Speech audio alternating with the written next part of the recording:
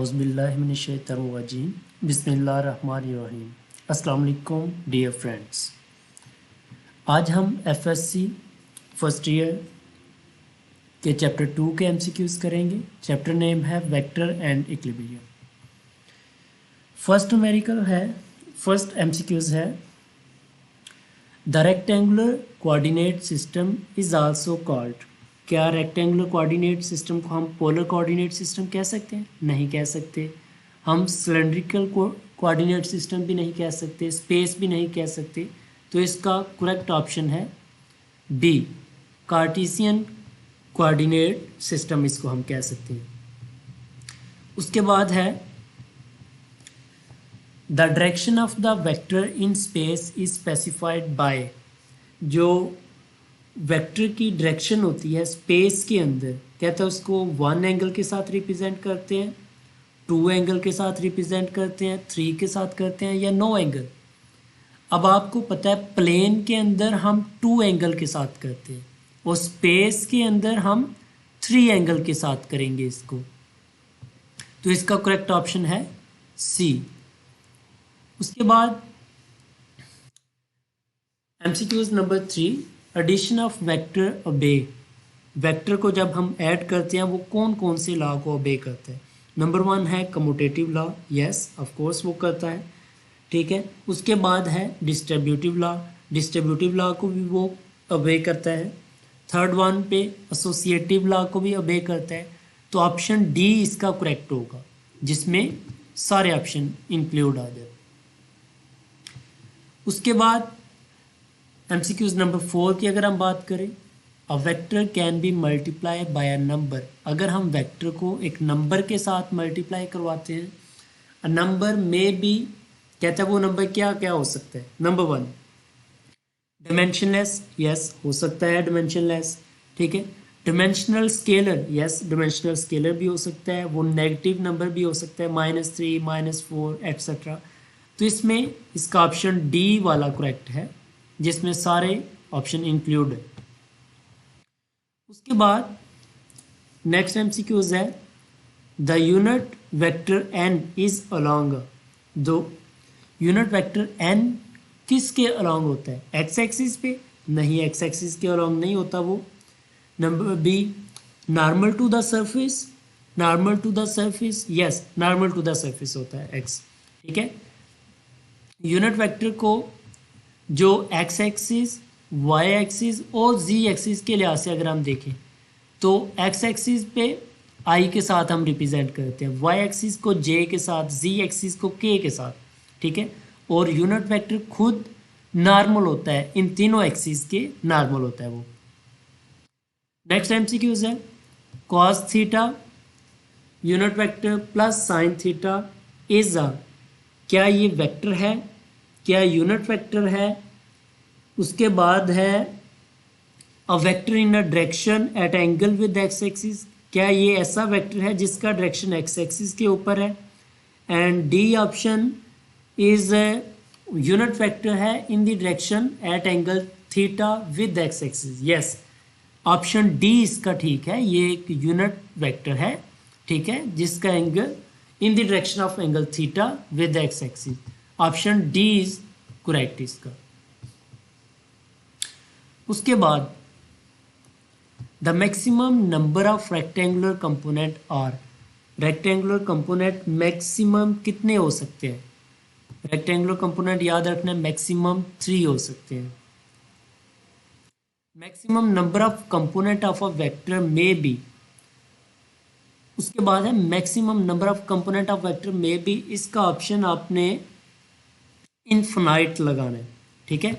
अब दोनों एमसीक्यूज में डिफरेंट। फर्स्ट वाला अगर आप देखें वो कह रहा है 7 में, वो कह रहा है कि maximum number of rectangular component are. इसमें जो रेक्टेंगुलर कंपोनेंट मैक्सिमम होते हैं वो 3 होते हैं, और वैसे मैक्सिमम नंबर ऑफ कंपोनेंट जो वेक्टर होते हैं वो इनफिनाइट होते हैं, ठीक है। दोनों में फर्क है।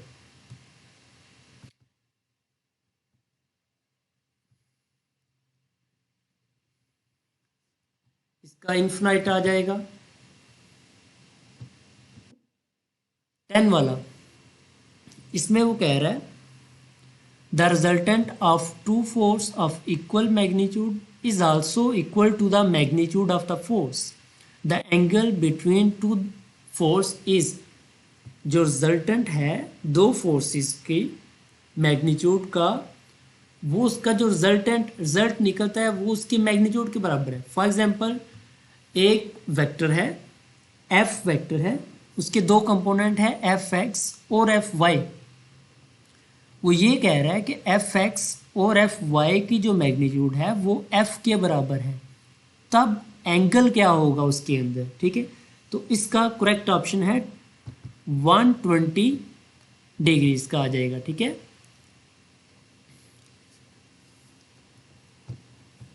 11 वाला है what is the angle that is given vector make with the y axis. अब ये एक वेक्टर गिवन है आपको, ठीक है, a is equal to 2i plus √12j।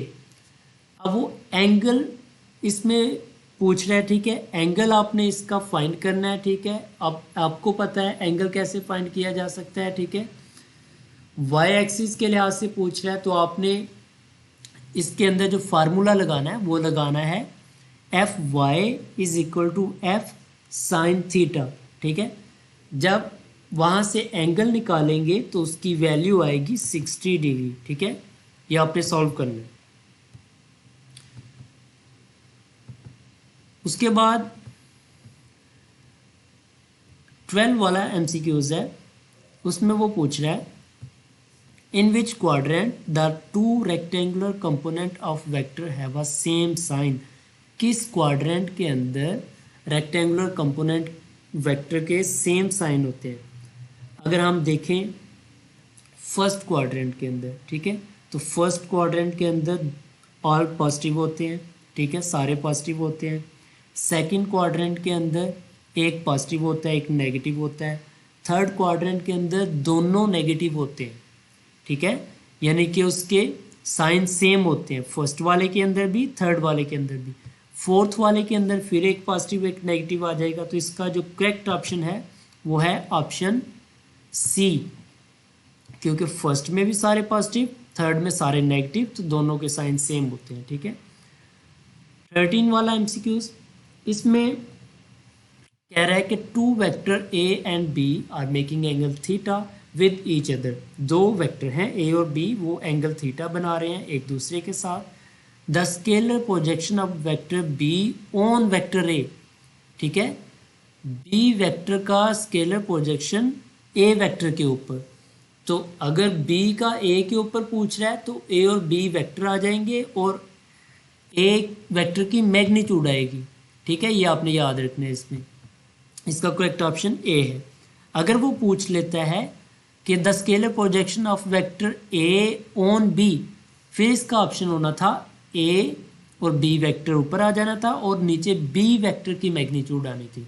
ये आपने याद रखना है। ठीक है, उसके बाद if a and b is equal which of the following is the correct.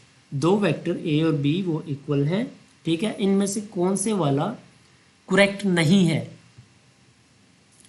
जब ए और बी वेक्टर इक्वल है तो ऑफ कोर्स उनकी मैग्नीट्यूड भी बराबर आएगी। ठीक है, यूनिट वेक्टर के लिहाज से वो ठीक है, उनका प्रोडक्ट भी सेम आएगा। ठीक है, ये वाला उसके ऊपर अप्लाई नहीं हो रहा। ठीक है, ऑप्शन 1 इसका ठीक है। अच्छा, उसके बाद 16 वाले एमसीक्यूज की अगर हम बात करें, 16 वाले एमसीक्यूज में वो कह रहा है यूनिट वेक्टर आई और ब्रैकेट के अंदर है यूनिट वेक्टर जे क्रॉस यूनिट वेक्टर के। अब सबसे पहले हमने यूनिट वेक्टर को अगर हमने देखना है तो पहले हमने ब्रैकेट वाला सॉल्व करना है। तो आपको पता है जे क्रॉस के किसके बराबर होगा, आई के बराबर। आई डॉट आई इसका रिजल्ट आएगा, तो आई डॉट आई क्या होता है, 1 होता है। तो इसका फर्स्ट वाला ऑप्शन ठीक है।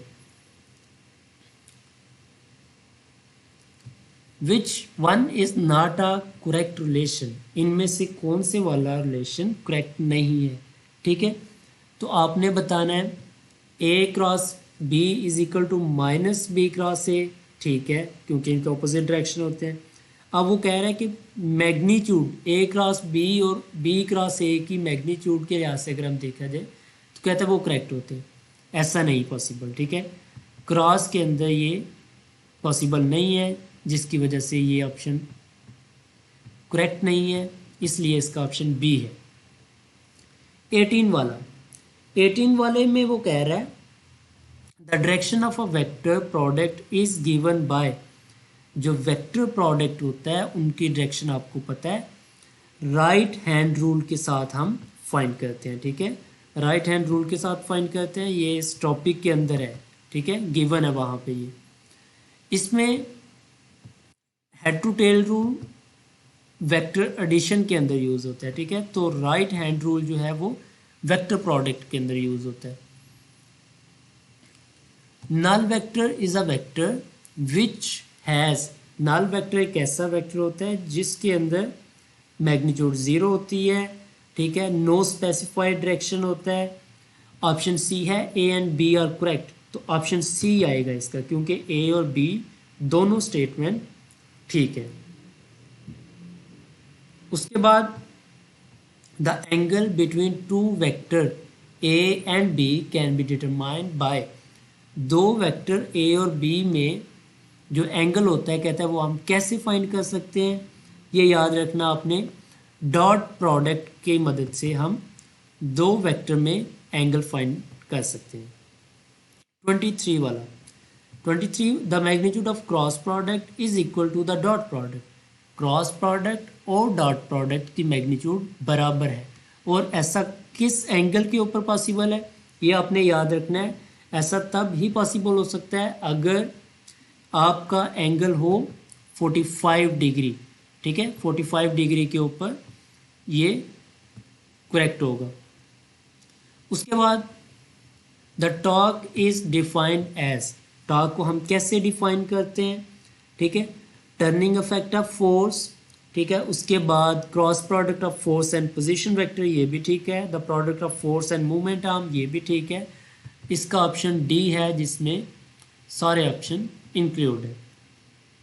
25 वाला, 25 वाला वो कह रहा है the dimension of the torque, torque की डिमेंशन क्या होगी।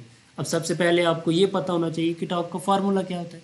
टॉर्क का फार्मूला होता है फोर्स और मूवमेंट आर्म। फोर्स की डिमेंशन है ml/t-2 और मूवमेंट आर्म क्योंकि एक डिस्टेंस होता है, ठीक है, जिसकी वजह से डिस्टेंस की डिमेंशन होगी l। अब l इसमें 2 दफ़ा है, तो ओवरऑल इसकी जो डिमेंशन है वो है ml²t-2, जो कि ऑप्शन ए में मौजूद है, ठीक है, बाकी इसके सारे गलत है। 26 वाला the SI unit of torque is, torque का एसआई यूनिट क्या होता है, फर्स्ट वाला ऑप्शन है इसका, फोर्स का यूनिट न्यूटन होता है और मूवमेंट आर्म का यूनिट मीटर होता है, तो न्यूटन मीटर इसका ओवरऑल यूनिट बन जाएगा। 27 the torque acting on a body determined, जो टॉर्क एक किसी भी सिस्टम के ऊपर लगता है वो क्या फाइंड करता है, एक्सेलेरेशन नहीं, लीनियर एक्सेलेरेशन नहीं हो सकता, एंगुलर एक्सेलेरेशन होगा, ठीक है। अगर फोर्स एक्ट करे किसी सिस्टम के ऊपर तो वो लीनियर एक्सेलेरेशन के बारे में हमें इंफॉर्मेशन देती है, अगर टॉर्क एक्ट करे किसी सिस्टम के ऊपर वो हमें एंगुलर एक्सेलेरेशन के बारे में इंफॉर्मेशन देता है, ठीक है, तो इसका ऑप्शन सी वाला करेक्ट है। 28 a body in equilibrium, equilibrium के अंदर जो बॉडी होती है वो क्या हो सकती है, ऑलवेज एट रेस्ट, ठीक है, उसके बाद है ऑलवेज इन यूनिफॉर्म मोशन, ठीक है, may be at rest in uniform motion, option C is best, ठीक है, वो रेस्ट पे भी हो सकती है और यूनिफॉर्म मोशन में भी हो सकती है। 29 के अंदर वो कह रहा है a body will be in complete equilibrium when it is satisfied, एक सिस्टम कंप्लीट इक्विलिब्रियम के अंदर होता है जब वो सेटिस्फाई करता है। फर्स्ट कंडीशन यस, उसके अंदर फर्स्ट कंडीशन इंक्लूड है, second yes, both first and second yes, ये वाला ऑप्शन इसका ठीक है, ठीक है, क्योंकि उसमें दोनों कंडीशन इंक्लूड हो जाती हैं। उसके बाद है which one is not a type of dynamic equilibrium, इनमें से डायनामिक इक्विलिब्रियम की कौन सी टाइप नहीं है, ये आपने याद रखना है, ठीक है। रोटेशनल इक्विलिब्रियम वो इसके अंदर इंक्लूड होती है, ट्रांसलेशन भी इसके अंदर इंक्लूड है, तो स्टैटिक इक्विलिब्रियम इसके अंदर इंक्लूड नहीं होती, इसलिए स्टैटिक इक्विलिब्रियम इसका बेस्ट ऑप्शन है। The three coplanar force acting on a body keep it in equilibrium. They should therefore in 31 में वो ये कह रहा है थ्री कोप्लेनर फोर्स यानी कि सेम फोर्सेस एक्ट कर रही हैं एक सिस्टम के ऊपर, वो उसको इक्विलिब्रियम के अंदर रखती हैं, ठीक है। वो क्यों ऐसा करती हैं? क्योंकि वो तीनों कॉन्करेंट होती हैं, सेम होती हैं यानी कि, ठीक है। 32 है विच of the following pair does not have a identical dimension, इनमें से कौन से वाले पेयर की डायमेंशन सेम नहीं होती? तो टॉर्क की डायमेंशन और एनर्जी की डायमेंशन सेम होती है, क्योंकि वर्क में आ जाता है फोर्स और डिस्प्लेसमेंट, ठीक है। तो टॉर्क में है फोर्स और लेंथ, लेकिन अगर हम इसको डायमेंशन के लिहाज से देखें तो वो सेम, दोनों की सेम आ जाती है। इम्पल्स और मोमेंटम का यूनिट भी सेम होता है, एनर्जी और वर्क ये भी ठीक है। मूवमेंट आर्म और मैस, यस, इनकी डायमेंशन सेम नहीं होती, ठीक है। तो इसका ऑप्शन डी वाला है वो करेक्ट होगा। उसके बाद 33 वाले में वो कह रहा है a central force is, central force क्या है? कैन प्रोड्यूस टॉर्क, क्या वो टॉर्क को प्रोड्यूस करती है? कांट प्रोड्यूस टॉर्क, वो टॉर्क को प्रोड्यूस नहीं करती, ठीक है। इसका ऑप्शन बी वो करेक्ट है। उसके बाद है it is easier to turn a steering wheel with both hand than with the single hand, ठीक है। कहता है दोनों हाथों से स्टीयरिंग व्हील मूव करना ज़्यादा इजी है एक सिंगल हैंड की निस्बत। रीज़न उसकी आपने बतानी है, ठीक है। उसकी क्या रीज़न हो सकती है? क्यों? Acceleration force increase on a wheel, क्या व्हील के ऊपर एक्सेलेरेशन फोर्स ज़्यादा हो जाती है? नहीं, ऐसा पॉसिबल नहीं है। Two force act on a wheel, wheel के ऊपर टू फोर्सेस लग रही होती हैं। Two hand provide firm grip, यानी कि दोनों हाथ जो है वो ज़्यादा ग्रिप प्रोवाइड करते हैं। Couple act on a wheel, yes ये वाला ठीक है। कपल यानी कि इसमें टू फोर्सेस लग रही होती हैं बट दोनों ऑपोजिट डायरेक्शन में लग रही होती हैं, ठीक है, जिसकी वजह से वो इजी होता है उसको मूव करना। 35 the cross product of I cross J is equal to, I और जे का क्रॉस प्रोडक्ट किसके बराबर होगा? ऑफ कोर्स के बराबर होगा, ठीक है। अगर जे क्रॉस के हो फिर आई होता है, आई क्रॉस जे हो फिर के होता है इसका। उसके बाद है the magnitude of I dot J cross के, आपने पहले जे क्रॉस के को देखना है क्योंकि वो ब्रैकेट के अंदर है। जे क्रॉस के किसके बराबर होगा? नेक्स्ट वन के, आई के बराबर। और फिर ऑप्शन आई डॉट आई, इसका रिजल्ट जो आएगा, ठीक है, और आई डॉट आई क्योंकि सेम है डॉट में तो उसका रिजल्ट 1 आएगा, ठीक है। इसी तरह जे डॉट जे उसका रिजल्ट भी 1 आता है और के डॉट के का रिजल्ट भी 1 आता है। In which quadrant only value of a tan will be positive, किस क्वाड्रेंट के अंदर tan की वैल्यू पॉजिटिव होती है? फर्स्ट क्वाड्रेंट के अंदर सब की वैल्यू पॉजिटिव होती है, साइन कॉस tan। सेकंड के अंदर साइन की पॉजिटिव होती है, ठीक है, उसके ऑपोजिट वाले की, ठीक है। थर्ड वाले के अंदर tan की वैल्यू पॉजिटिव होती है, फोर्थ वाले के अंदर कॉस की वैल्यू पॉजिटिव होती है। तो first and the third quadrant है जिसके अंदर tan की वैल्यू पॉजिटिव होती है। उसके बाद the cross product of two vector is a negative vector, दो वेक्टर का जो क्रॉस प्रोडक्ट है कहते हैं वो नेगेटिव वेक्टर आता है। कब? When they are parallel, they are anti parallel, they are perpendicular, they are rotated through 270 degree. Yes, 270 के ऊपर साइन की वैल्यू नेगेटिव आती है जिसकी वजह से, क्योंकि क्रॉस के अंदर साइन है तो 270 के ऊपर नेगेटिव वैल्यू आएगी जिसकी वजह से उसका रिजल्ट नेगेटिव आएगा। तो इसका ऑप्शन डी वाला जो है वो करेक्ट है। Thank you.